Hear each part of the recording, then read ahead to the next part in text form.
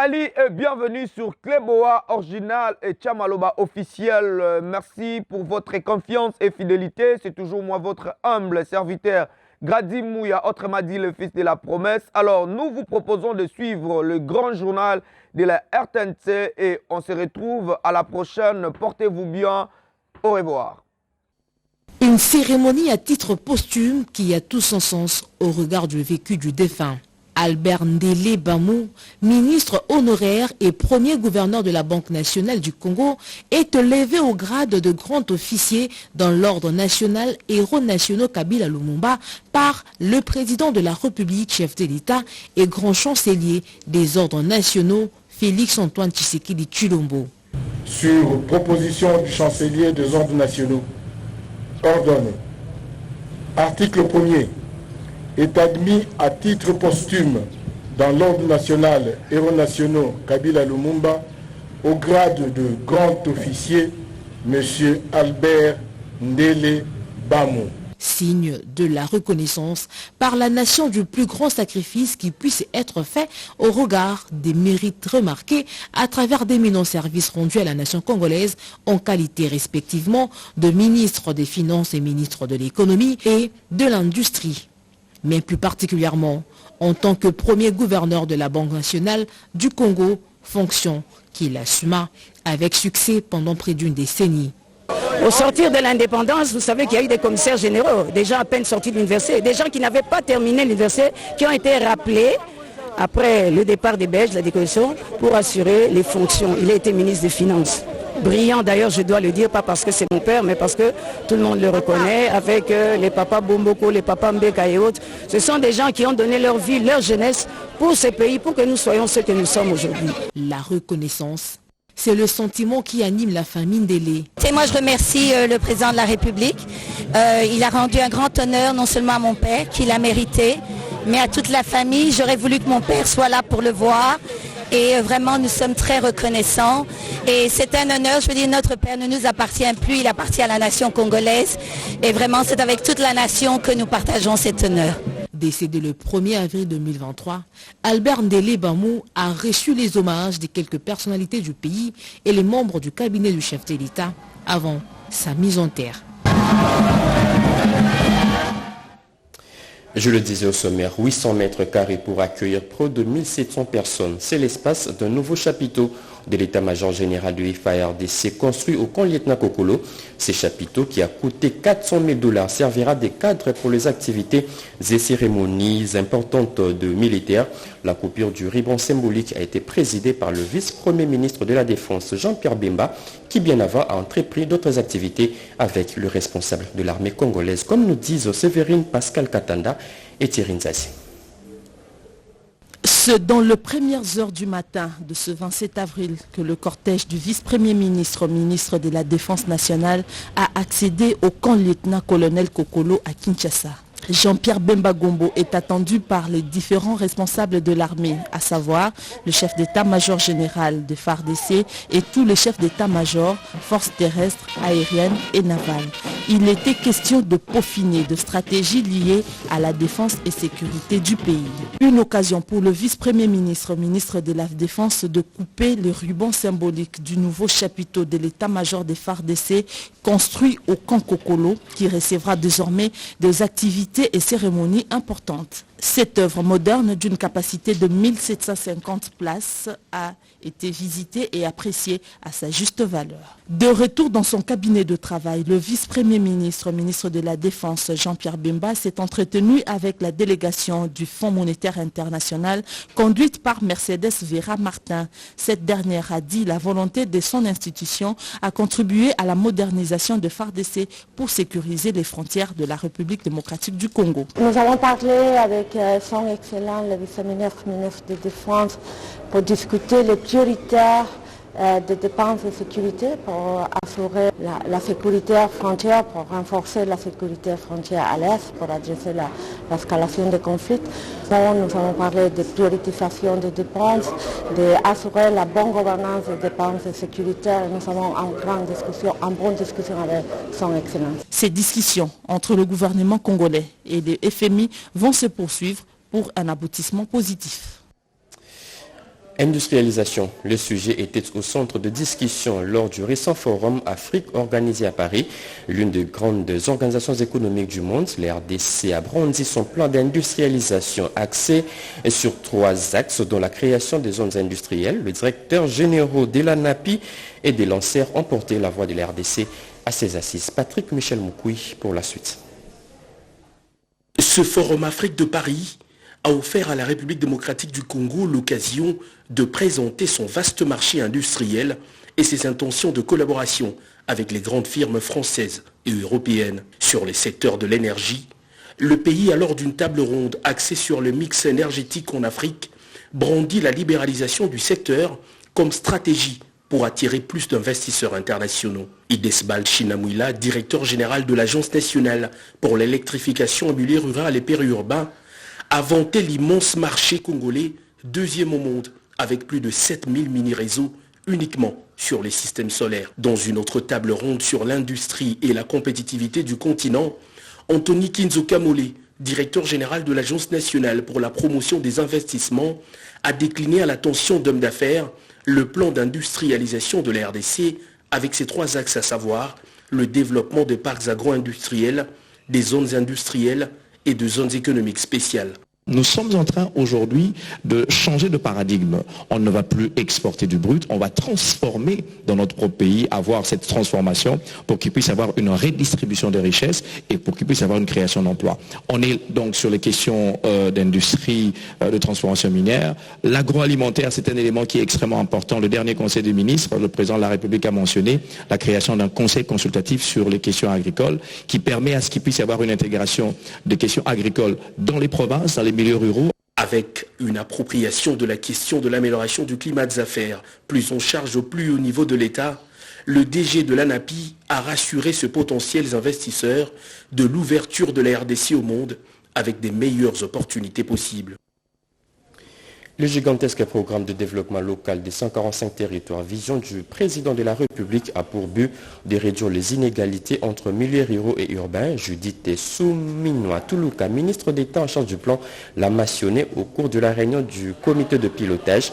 Le plan de travail et le budget 2023 du PNUD ont été approuvés au cours de cette même cérémonie. Françoise Bouela et Popon pour les explications. Les consultations populaires dans les différents milieux ruraux auprès du peuple bénéficiaire direct de l'action gouvernementale ont permis de lister les besoins exprimés pour élaborer le PEDEL 145 territoires. Au stade actuel, le PNUD, agence d'exécution qui travaille sur 9 provinces et 54 territoires, a au cours de cette réunion du comité de pilotage fait valider son plan de travail 2023. La ministre d'État, ministre du Plan, Judith Souminoa Toulouka, a confirmé la série de remises des ouvrages en juin prochain. Point n'est besoin de rappeler que la formulation du programme de développement local des 145 territoires est le fruit de la vision et volonté politique de son Excellence, Monsieur le Président de la République, endossé par les 2 chambres du Parlement, de vaincre la pauvreté et les inégalités sous toutes leurs formes. Ainsi, ce programme est destiné au milieu rural dans le but de réduire les inégalités spatiales et parvenir à transformer les conditions et cadres de vie des populations vivant dans les territoires jusque-là mal desservis. Pour Damien Mama, nouveau représentant résident du PNUD, le PEDEL 145 territoires aide à mettre un terme à la transmission intergénérationnelle de la pauvreté en RDC. Il faut bien sûr avoir les écoles et les centres de santé, mais il faut aussi que les papas, les mamans qui envoient leurs enfants à l'école soient en mesure d'acheter leurs fournitures, donc à travers les activités économiques qu'ils réalisent au niveau local. Il faut bien sûr avoir aussi tout le paquet intégré, le restant du paquet intégré, notamment l'eau, l'électricité. Il faut bien sûr aussi que les entreprises locales, les organisations communautaires soient en mesure de se structurer pour que ce qui est commencé à travers le PDL ne s'arrête pas. La nouvelle patronne du plan, ancienne haut fonctionnaire au sein du PNUD, a été accueillie chaleureusement par ses anciens collègues qui sont fiers de son élévation. Une enveloppe colossale bientôt mise à la disposition de la CENI pour financer les processus électoraux par les différents partenaires. Près de 2 millions de dollars, c'est le montant de l'enveloppe. Le PNUD et les gouvernements japonais ont procédé hier à la signature d'un accord de financement en présence de quelques membres de la centrale électorale. C'est un reportage de Mamita Bangoulou. Ces financements du gouvernement nippon s'inscrivent dans le cadre du projet d'appui au cycle électoral 2023-2024 et a pour objectif de soutenir l'organisation des élections pacifiques et inclusives dans les zones touchées par les conflits dans l'est de la RDC en 2023. Un accent particulier est mis sur l'optimisation de la diversité des partenaires internes et externes, notamment les piliers travaillant respectivement sur la gouvernance et sur la stabilisation au sein du bureau du PNUD en RDC. Conformément au calendrier électoral, la RDC se prépare pour des élections générales en décembre 2022. De ce fait, le Japon attend soutenir ces processus dans les zones touchées par les conflits à l'est du pays, afin d'éviter que ces situations récurrentes d'insécurité puissent compromettre la bonne tenue des élections dans ces zones, a indiqué l'ambassadeur du Japon en RDC. Minami Io a également émis le souhait qu'avec le concours de tous les partenaires multilatéraux, la population puisse se rendre aux urnes en toute sécurité sur toute l'étendue du territoire national. Pour sa part, le représentant résident du PNUD en RDC, Damien Mama, s'est félicité de l'implication de tous. Et cet accord vise principalement à améliorer le caractère inclusif et équitable du processus électoral, tout en renforçant les capacités des mécanismes communautaires et des institutions chargées de la protection civile dans leur rôle d'alerte précoce et de réponse rapide aux risques de violence, de conflits ou de catastrophes. Notons que l'ensemble du budget de l'assistance électorale en RDC est de l'ordre de 21 millions de dollars américains. Je le disais au sommaire, toutes les femmes qui accoucheront après les 30 juin de cette année à Kinshasa ne débourseront aucun franc. Le démarrage effectif à grande échelle du vaste programme de la gratuité de maternité sera lancé le 30 juin par le chef de l'État, sauf imprévu bien sûr. Information livrée aux responsables des établissements publics de la santé par le ministre des tutelles. Edith Chala et Liberty Koulito nous en disent long. Tous les responsables des établissements publics de santé, ceux de l'administration, de l'inspection générale de la santé ainsi qu'autres experts, étaient jeudi en face du ministre de la Santé publique, Hygiène et Prévention, Dr Roger Kamba. Il était question pour le ministre de s'entretenir avec eux sur l'évolution du programme de la gratuité des accouchements et son démarrage à grande échelle dans les jours à venir. Faisant l'économie de leurs échanges avec le ministre de la Santé publique, le secrétaire général Ramazani Youma a indiqué que le ministre les a invités à un travail d'équipe et à se préparer pour le démarrage d'ici peu de la gratuité des accouchements à Kinshasa d'abord et dans les provinces ensuite. C'était aussi l'occasion pour nous dire que nous devions désormais travailler ensemble dans la perspective de la couverture santé universelle et qui sera lancée bien sûr, comme vous le savez, par la gratuité des accouchements. Et donc aujourd'hui, il a profité aussi pour nous donner quelques informations utiles par rapport au démarrage de ces projets. En se disant, c'est vrai que le projet, je ne dis pas démarrage parce que le projet a démarré déjà à la ville de Kinshasa et dans certaines provinces, mais là, c'est vraiment le démarrage à grande envergure, en commençant par la ville de Kinshasa sur l'ensemble de la ville, et puis le passage à l'échelle dans d'autres provinces. Lorsque le chef de l'État va prononcer son discours le 30 juin, il va donner le message de l'effectivité de la gratuité des accouchements dans la ville de Kinshasa. Et nous y travaillons, les ressources sont là, et il est question maintenant de nous organiser de façon optimale pour que l'implémentation de cette activité se fasse correctement. À en croire le secrétaire général à la santé, d'ici le 30 juin, le programme de gratuité des accouchements sera opérationnel à Kinshasa avant de s'étendre dans les autres provinces. Fin de l'épilogue dans le procès de l'affaire meurtre d'un assistant du directeur général adjoint du Fonds pour la promotion de l'industrie. Accusé du meurtre, 2 prévenus viennent d'être acquittés par la justice pour faute de preuves palpables. Plus de précision avec Alain Bikaï. Le tribunal militaire de Kinshasa-Gombe siégeait en matière répressive dans l'affaire enregistrée sous RP opposant Madame Lukan Mutombo Rose, épouse du défunt Moulambaka Tamboué José, assistant du directeur général adjoint du fonds de promotion de l'industrie FPI, contre les lieutenants Kinkele Kibindouson, garde du corps du directeur général du FPI, et les capitaines Luamba Soumaïli, Papi, garde du corps du coordonnateur de la direction générale du FPI. Dans son arrêt du mardi 25 avril 2023, le tribunal a déclaré non coupables les deux prévenus pour mettre dans cette affaire et le tribunal militaire a ordonné leur acquittement immédiat. Ce jugement rendu vient de mettre fin à un épilogue qui a duré plusieurs jours d'instruction et de plaidoyer au tribunal militaire de Kinshasa-Gombe. Outre cela, concernant la réparation des préjudices, le tribunal a noté que la responsabilité du fonds de promotion de l'industrie FPI et celle de la République n'ont pas été établies. Pour rappel, le 14 octobre 2022, l'agent du FPI José Moulamba avait connu une chute mortelle depuis le 6e niveau du bâtiment abritant le siège social de cet établissement public. Son décès avait suscité beaucoup d'interrogations et aujourd'hui, le droit est ainsi dit. Comment utiliser et accéder à la bibliothèque numérique nationale? Le corps académique et estudiantin de l'Institut supérieur des arts et métiers ISAM sur le banc de l'école pour apprendre toutes les techniques, une formation dispensée par les agents du ministère de l'enseignement supérieur et universitaire. Plus de précisions dans ce reportage de Béatrice Chacon.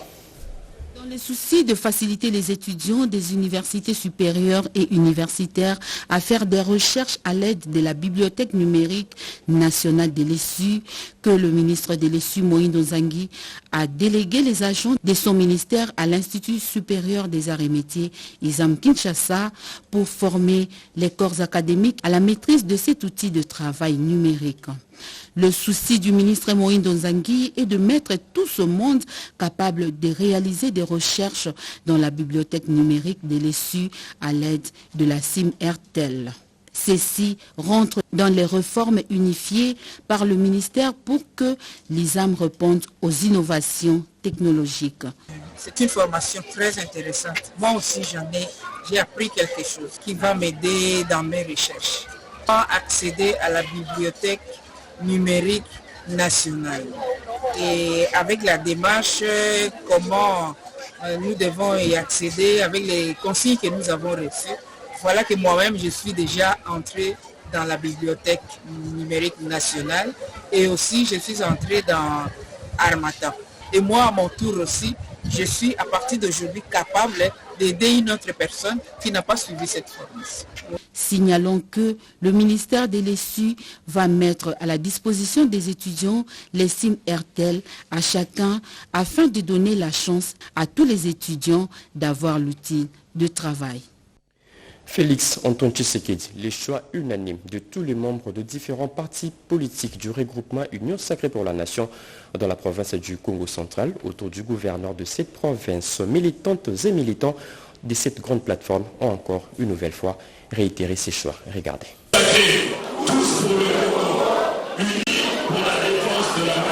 Les partis politiques membres de l'Union Sacrée pour la Nation se sont engagés à offrir à Félix Tshisekedi un deuxième mandat avec une victoire écrasante. Une matinée politique organisée à Matadi ce lundi 24 avril a réuni les membres de cette plateforme politique branche Congo central en vue de vulgariser la charte signée à Kinshasa le 5 avril courant sous la houlette du gouverneur de province, Dr Guibondo Ndungidi, qui s'est affirmé depuis son élection comme l'une des figures politiques les plus fédératrices du Congo central. Prenant la parole, le chef des exécutif provincial a réussi à captiver l'attention de l'assistance. Pour Guy Bandou, les membres de cette famille politique doivent se mettre en ordre de bataille pour la réélection du président Tshisekedi en décembre 2023. Yango, Lelo, initiateur, il y a Union Sacrée pour la Nation. Aujourd'hui, l'initiateur de l'Union Sacrée de la Nation, c'est le président de la République, Félix Antoine Tshisekedi Tshilombo. On ne va pas en guerre en ordre dispersé. On va en guerre en étant rangé. Et donc l'objectif de cet après-midi, c'est non seulement une matinée ou une après-midi politique, mais c'est aussi une activité pédagogique Le Congo central est la première à populariser la charte dans tous les pays depuis sa signature par le présidium et les responsables de partis et regroupements politiques de l'Union sacrée de la nation. L'on a noté la présence d'une marée humaine venue de tous les coins de la ville portière de Matadi pour la circonstance non seulement politique mais aussi pédagogique pour transmettre la vision politique du chef de l'État à sa base du Congo central. Gestion de biens communs dans le Kasaï central. Un nouveau programme vient d'être lancé. C'est le programme d'appui à la participation citoyenne de la société civile. Il a été lancé par le vice-gouverneur. Regardez. Faisant fonction du gouverneur en mission, Martin Makita Fwamba a présidé ce mercredi 26 avril 2023 une double cérémonie, à savoir le lancement officiel du programme d'appui à la participation citoyenne de la société civile dans la gestion du bien commun dans la province du Kasaï central et exécuté par 6 ONG, parmi lesquelles il y a Congo, et la présentation de résultats du sondage sur la participation citoyenne dans la gestion du bien commun dans la ville de Kananga. L'objectif global de ce projet vise la promotion du dialogue et la restauration de la confiance entre les citoyens, notamment les jeunes, femmes, les personnes vivant avec handicap et le pouvoir public, afin de renforcer la participation citoyenne dans la gestion du bien commun. Ce projet vise à renforcer cette participation, vise à aider les OIC à mieux coordonner, collaborer avec les autorités pour la gestion du bien commun. Pour sa part, le vice-gouverneur a émis le vœu de voir ce projet aller de l'avant dans la province du Kasaï central pour son développement. J'apprécie énormément les efforts fournis pour que l'espace kassaïen soit une région au sein de laquelle les populations soient en mesure de jouir de leurs droits et de satisfaire leurs besoins fondamentaux. C'est la salle de réunion de la FEC Kasaï central qui a servi de cadre à cette activité. Le sang coule presque tous les jours dans certains quartiers de la commune de Mongafula. Hommes, femmes, enfants sont coupés en machettes par des bandits. La police vient de mettre la main sur certains d'entre eux qui travaillent en complicité avec quelques hommes en uniforme en leur prêtant la tenue de l'armée pour passer au forfait. Attention aux cœurs sensibles de s'abstenir. Plus de précision avec Anastasie Doumbou. Des maisons brûlées, des quartiers vidés de sa population suite aux affrontements perpétrés par des criminels appelés Kuluna durant 3 jours au quartier Massangu en complicité avec certains agents véreux de l'ordre public qui leur octroient des tenues et l'abri pour s'attaquer aux familles et paisibles citoyens. Le bourgmestre de Mongafula, qui a la mission de sécuriser la population, a mis la main sur ces bandits qui terrorisent sa population. Nous les mettons devant la justice, et c'est à la justice de dire, et de sonder, de voir ce qu'ils ont posé comme acte, et ils vont mériter ce qu'ils vont mériter pour aller soit en prison, soit être libérés si on n'est pas Kuluna. L'autorité municipale a par ailleurs appelé la population à la conscience citoyenne. Nous regrettons beaucoup. Nous avons pris du temps à parler à la population pendant que cette même population est complice. Parce que là où on était, c'est là où on a arrêté tous ces gens-là qui étaient dans une maison d'un élément de FARDC et couverts sous la mousse et les tenues de FARDC. Nous appelons à chaque personne d'être consciente pour que ce genre de situation ne puisse plus se répéter. La population est donc appelée à dénoncer ces inciviques qui sèment la terreur dans la communauté. 424 000 €, c'est les montants débloqués par le gouvernement provincial de la Mongala pour réhabiliter 90 km de routes de dessert agricole dans 4 regroupements.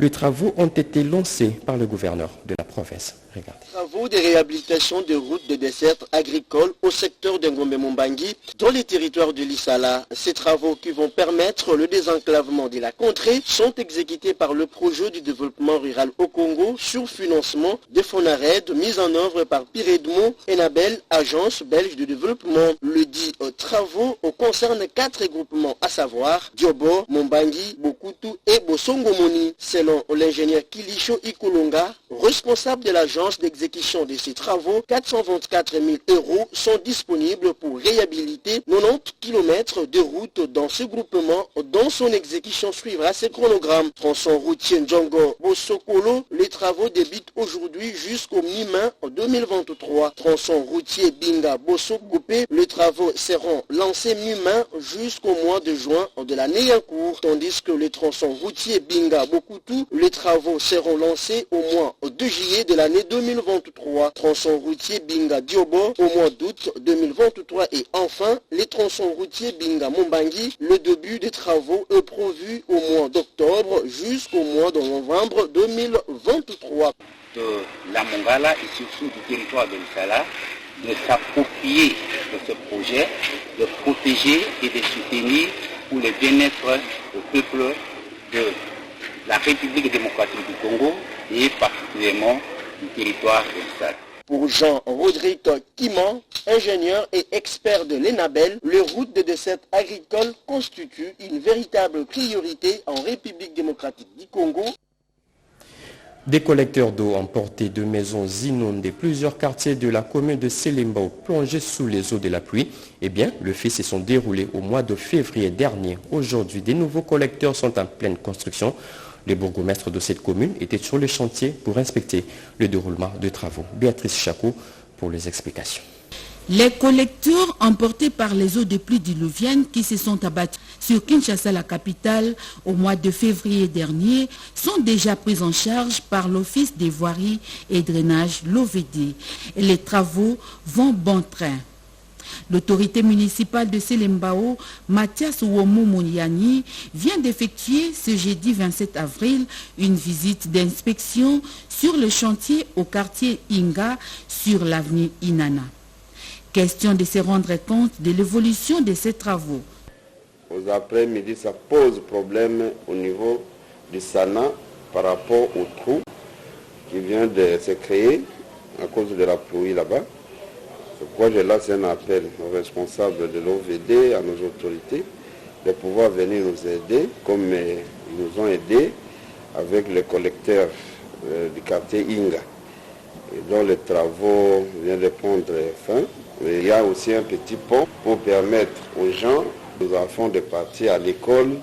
Ça reste encore à faire parce qu'il faut créer aussi l'escalier pour les permettre de bien circuler.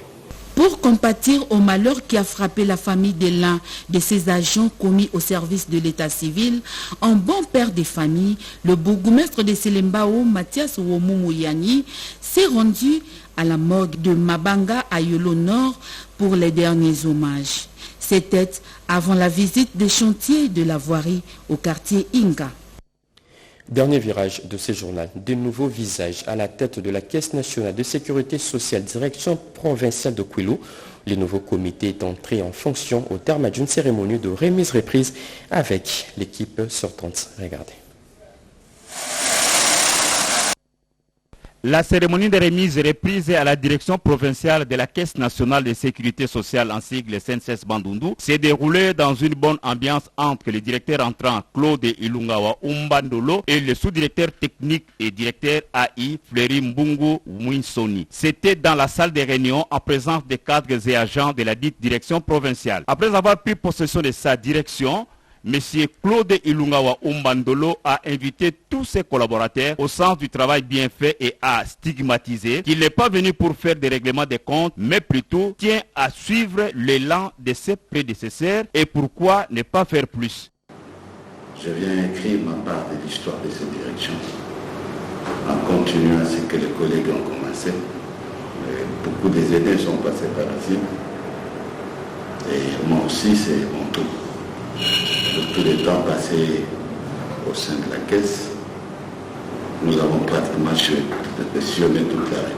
Vous devez être à la hauteur des tâches qui vous sont confiées. Mais je voudrais seulement que nous allons nous observer. Et nous allons travailler. Celui qui va travailler, marche avec nous. Celui qui ne veut pas travailler, c'est son problème. On ne va pas lui appliquer la convention collective.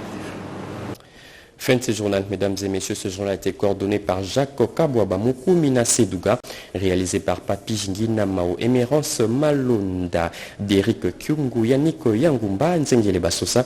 Merci de nous avoir suivis. L'actualité continue sur nos antennes. Retrouvez à 19h à Nishimbalaka, 20h Sandra Nyangi Tabou. Moi, je reviens demain à la même heure. Au revoir. Masolo ya kwanga tikela bateke ya immobilier tikela Imo Congo hôpital ya PDG expert docteur en immobilier Leinza Umayala. Pokuna mapangu nyonso eza ya koteka sans exception. Esengeli boyebake pona ba problème na bino nyonso etali vente, achat, paie location, équipe ya ba professionnel ya Imo Congo hôpital ba traitaka yango dada avec impact na idéologie. Botu na nganini ba service eza yele na Imo Congo hôpital lokola vente, achat, location, paie likambo etali déménagement na bino bomi tungisa kutu te po ba bis permanent etandami wana kaka pona ko servir ba client na bango. Bonjour, ezanga président ya Imo Congo hôpital. Tube en hôpital pour la nini. Donc toute personne ozoluka ndaku ya kofutela to ya kosomba pana biso ba maladie en immobilier. Alors nous sommes là pour na traiter cause la solution. Muto ozoluka villa, concession, terrain vide, même en location ou bien achat. Donc moi et mon équipe nous sommes disponibles pour nous avoir la solution. Faites-nous savoir tous vos besoins immobiliers et nous nous chargerons du reste. Imo Congo nyonso ya koteka sans exception. Imapango nyonso eza ya koteka sans exception. Wana route de Matadi, beaucoup d'infirmières, d'infirmières bazali, bakoyamba bino, bakosala musala comme il faut. Tobengi bino ebele ba maman ba papa, ozala posa achat, vente, location. Toza wana pona kopesa bino ba solution ya ebele. Mama kozala de cité toza awa biso moko okoti aussi lobiko na yo. Mapangu nyonso eza ya koteka sans exception. Biso na Imo Congo hôpital, mapangu nyonso eza ya koteka sans exception na bino. Ya solo bondi melanga masolo ya immobilier botikela yango Imo Congo hôpital. Pokuna mapangu nyonso eza ya koteka sans exception. Kodutete na ya bino pesa ya koteka. Une nuit douce et apaisée à Kinshasa ou à Matadi, veuillez contacter Flat Hotel Cité Moderne, Yokason à Kinshasa. Pour vos séjours agréables, des chambres luxe qui répondent à vos besoins. Des chambres bien climatisées, toilettes infectées à tout le temps. À Kinshasa, nous sommes situés sur l'avenue Lufungula, numéro 2, référence route Matadi, arrêt Les Bambino. À Matadi, veuillez contacter Bel Air situé sur l'avenue de l'hôpital numéro 21, rond-point Londé. Pour vos réservations à distance, appelez le plus 243 85 32 12 26 82 18 64 706. Flat Hotel Cité Moderne, Bel Air, Liakomela, à la congolisation. Flat Hotel Cité Moderne Yokason, Air Hotel. Pour tous vos déplacements, Flat Hotel Cité Moderne Yokason, Bel Air Hotel. Et à votre disposition une voiture et une connexion permanente Wi-Fi gratuite. Flat Hotel Cité Moderne Yokason, Bel Air Hotel. Vous souhaite le bienvenu en République démocratique du Congo.